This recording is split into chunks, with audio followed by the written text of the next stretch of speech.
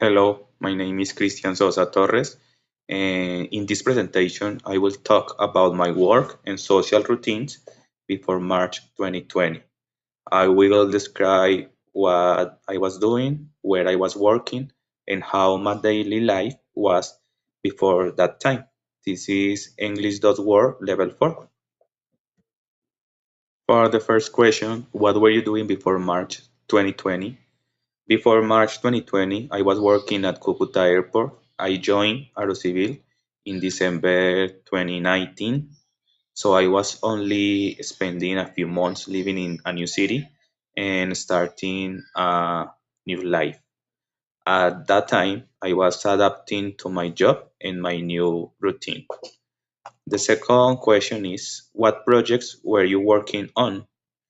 Before March 2020, I was not working on many projects.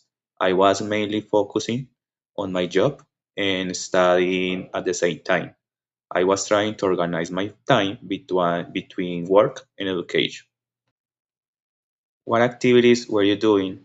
While I was working at Cucuta Airport in the flight plan office, I was also studying at Sena.